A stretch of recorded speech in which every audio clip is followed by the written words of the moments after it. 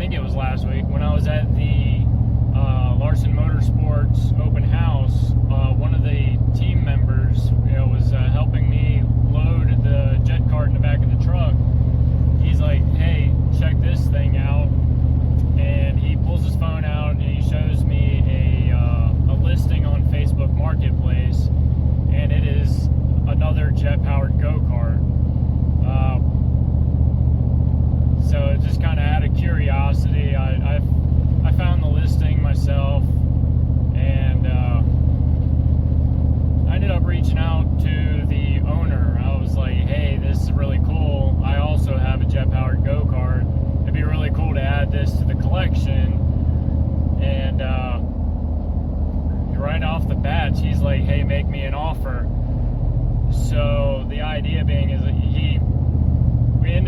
we called each other, we talked to each other for about a half hour, and he gave me kind of the rundown on the go-kart, and he explicitly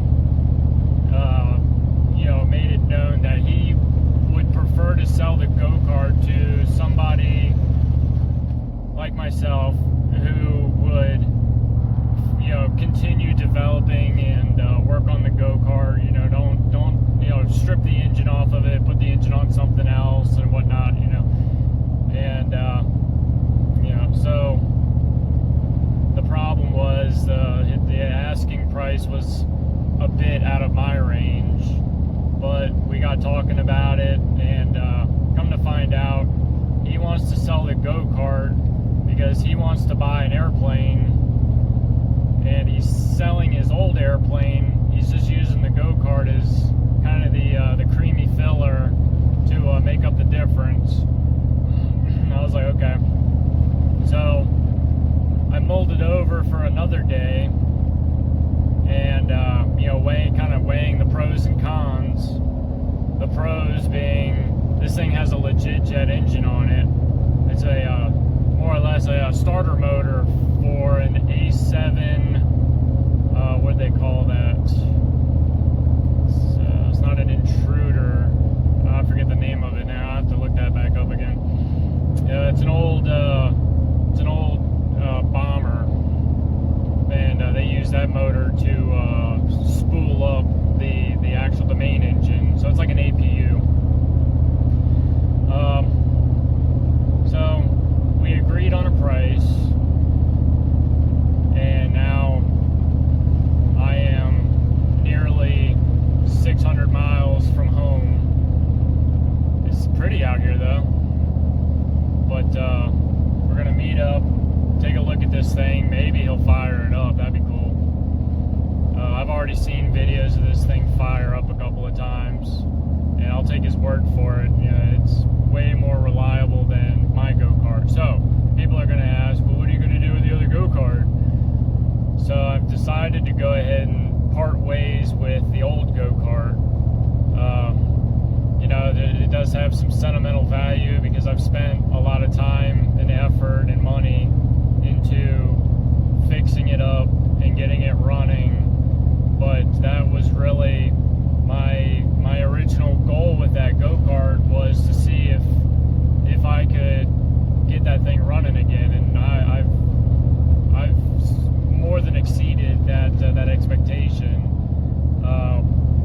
But at this point, every time I go to run it, it seems to have another issue, and I've got to keep throwing pumps into it, and it's unreliable as all hell.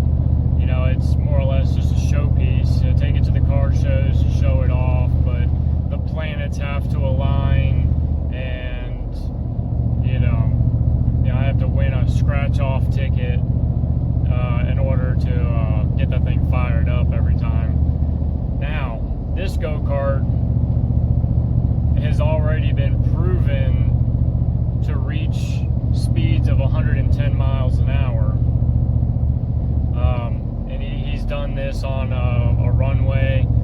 He used to take this go-kart to a bunch of air shows and stuff. He even ran with, I believe it was, I think it was Shockwave, because we got talking about Shockwave, and he said back in the day he actually ran an air show with Shockwave, but he he asked to go first because there's no way, once Shockwave does a show, it'd be hard to keep anybody interested in seeing a jet-powered go-kart afterwards. But anyway, let me finish this trip.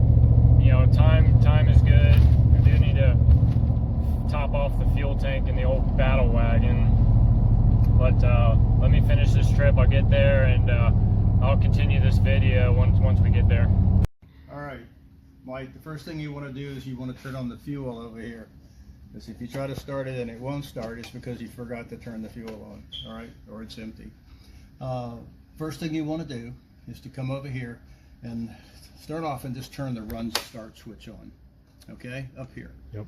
Then turn the master switch on, turn the fan switch and the pump switch, and then come down here with your finger and hold that down hard until it lights.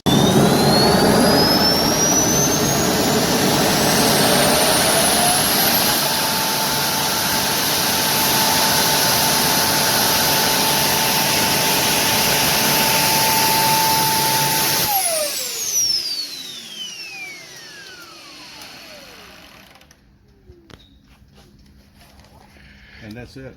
Yep.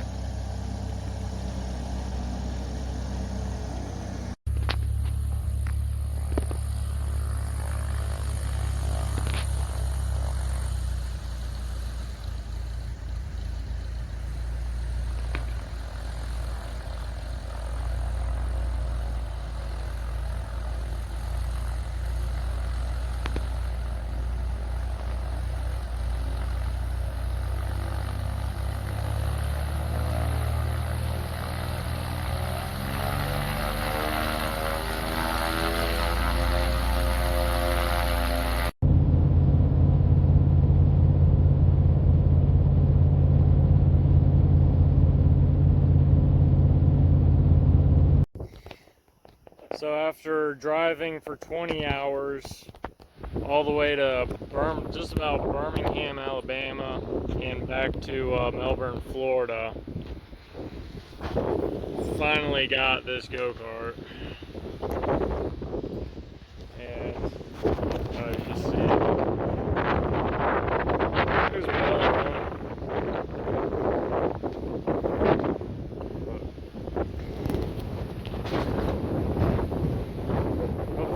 Audio on this video comes out and one just decided to pick up.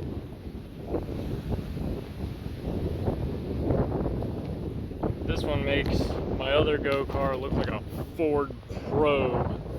This one's like a Ferrari.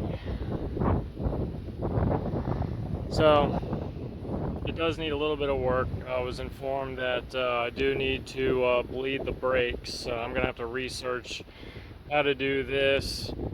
This one's got two front rotors and a rear, whereas my other one just has the rear.